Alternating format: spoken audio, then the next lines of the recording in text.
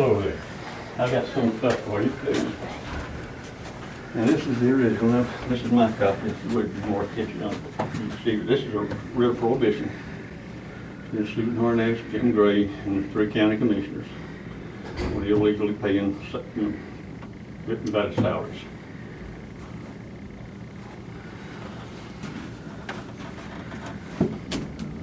This is my copy here. And there's also notice of disqualification in here. It's Lon Smith and Nelson both. So they failed to duly qualify. Okay. And should we find somebody that's qualified? Thanks, ma'am. All right, this was June the 4th, 2014, and just submitted a writ of prohibition to Evelyn Bell, the court administrator. In the writ, I've also included a notice of disqualification against both Superior Court judges because neither one of them paid the filing fee to have their oaths recorded into the official public record. Now, I've also got a section in the disqualification putting them on notice that they are also county officers. And as such, by the RCWs, they have to file their oath in the county auditor's office as well as the Secretary of State's office. And the documentation on it, because they hold a dual position. Right. Also, I filed under 244-030, it's a demand for the prosecutor and his deputies to produce their lawful authority to represent the county, because Mr. Rasmussen failed to pay for to have his oath recorded. None of his deputies even have an oath of office, and that comes under State versus Cook, 1974. The Chief Justice actually states in the case that under Article 11, Section 5, the prosecutor and his deputies are public officers.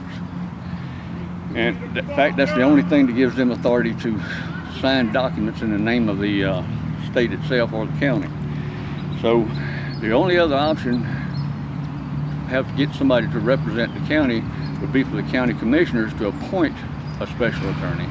But in Stevens County, there's no county commissioners in office legally, so that option's out.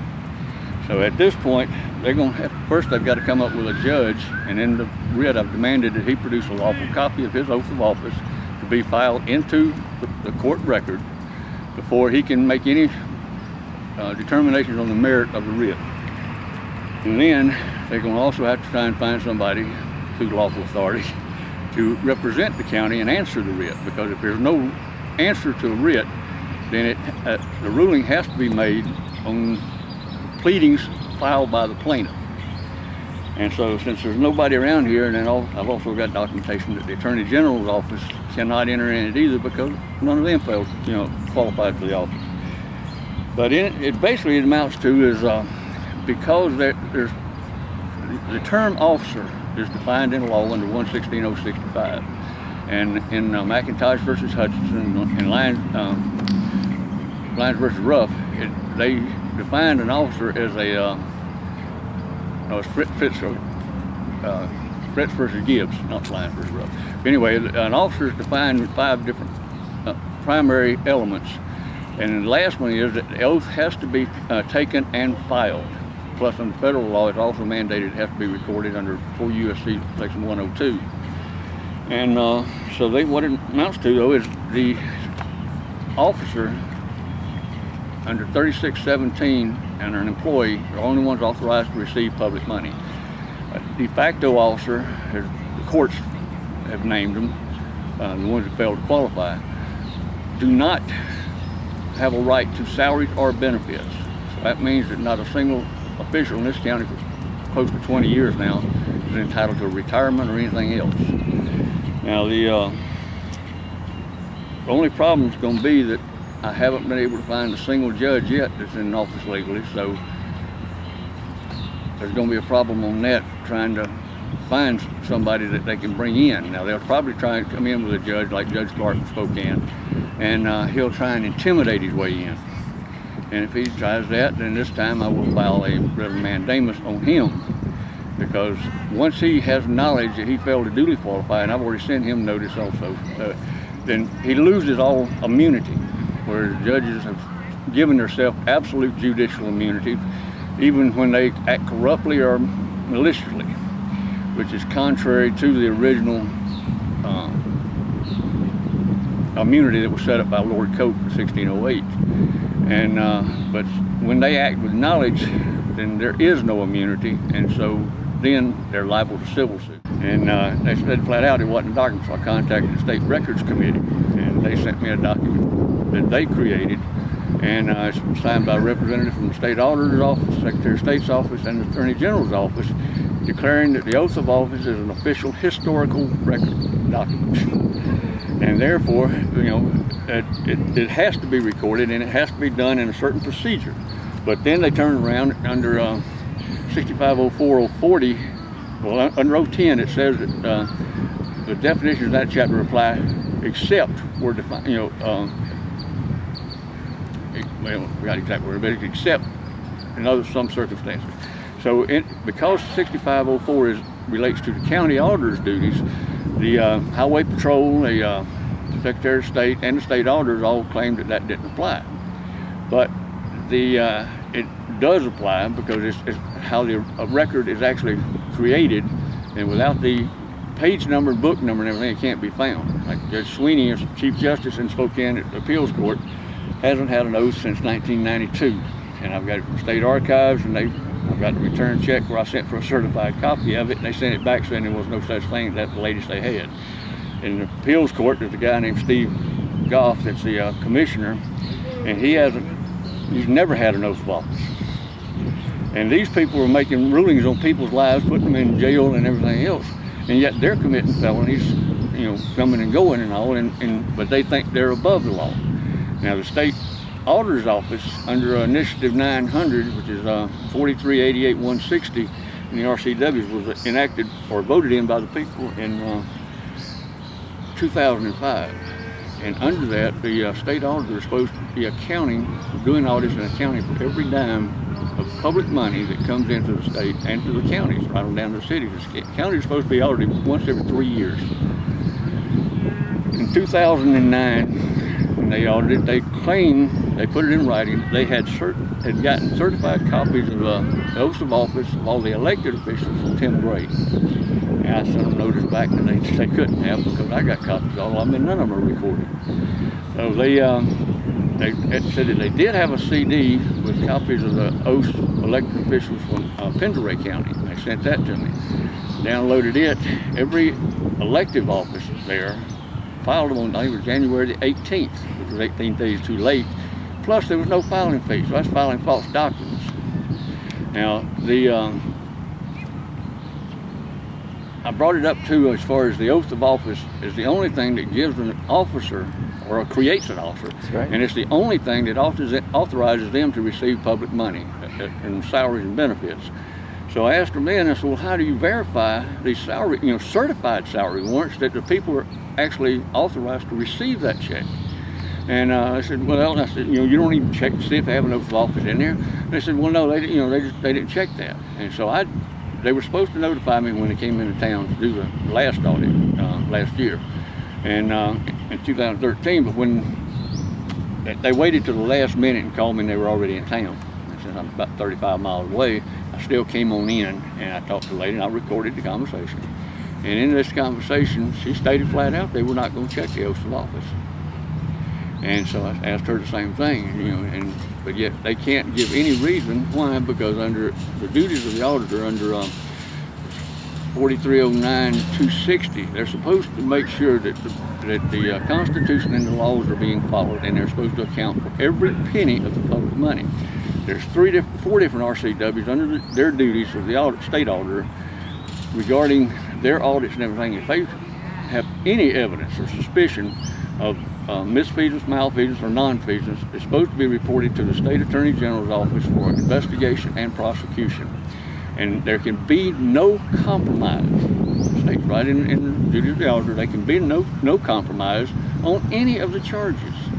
Without a written approval from the Attorney General's office, I think it's the auditor and the governor, I think, has to find it. So all of this misappropriation of public funds is being paid. There is no cover-up, supposed to be, and that's why the initiative was passed, and they talked about all this stuff on the public's right to know and everything, but yet then they keep coming up with more restrictions on what you get to know. And their favorite case is Smith versus Okanagan. Basically got, as far as the government official and everything, you got a writ of mandamus and a writ of prohibition. If all elected officials have legislatively defined duties of that particular office, all of those duties are ministerial. There's no discretion in it. It says, you know, they shall do it. All right, so a writ of mandamus is to make a government official perform the duties that are defined in law for his office. Now, the writ of prohibition is made for the when they exceed their authorities or duties, and then that's to force them to come back and, you know, stop them, or it's like an injunction to stop them from doing things that they're not supposed to be doing. What, like the mandamus as far as to make him to do what it says, because all judges in district court, superior court, and all are actually committing magistrates. That's where it's defined in RCW. At this point, it's hard for me to deal with any of them because I already have knowledge that there's no lawful authority in this state.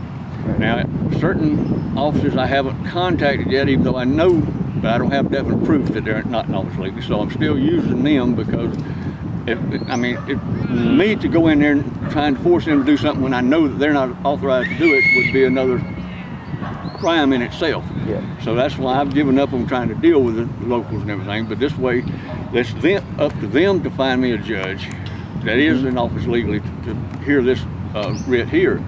But now, if they can't do it, it'll have to be filed up to the Supreme Court. But I put them on notice last year; their offices were vacant.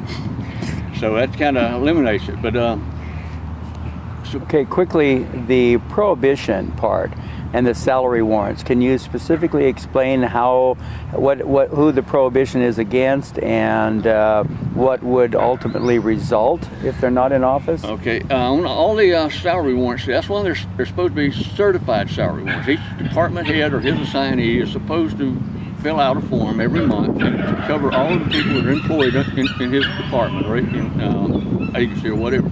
And now those are supposed to be submitted to the county auditor as far as the county level, and then the county commissioners are supposed to approve them, and then the county treasurer is supposed to pay them. But if any of them have knowledge or suspicions that they're illegal or not being correctly done or properly paid, then they are supposed to report it and supposed to refuse to pay the warrants. So what I've done is, since the county commissioners are supposed to authorize the salaries, and we don't have any county commissioners, Tim Gray is also supposed to submit the certified salary warrant for the Superior Court judges, because since they are elected by the county voters, they are county officials. Half their salary is paid by the county. So therefore, it stopped him from even submitting the warrant.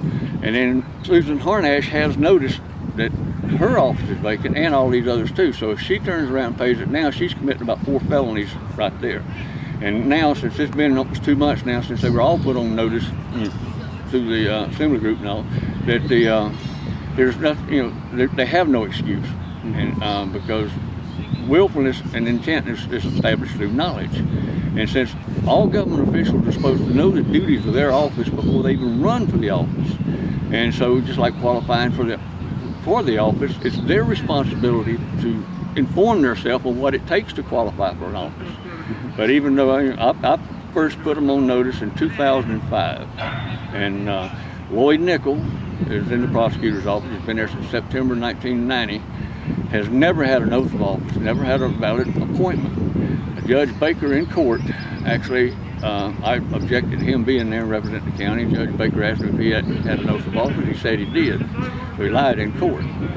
So he said even that, he's still a de facto officer. Well, a de facto doctrine is only to protect the innocent third party, is to validate the past acts of the de facto officer, the person not legally in office. It does not continue on from that point. Anything after that is an illegal act.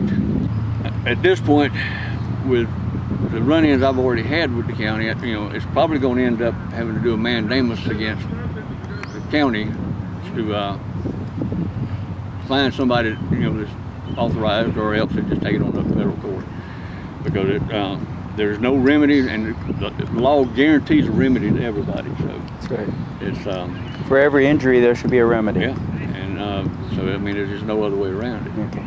And that's the only thing left is the federal level, which is about as corrupt as this one is.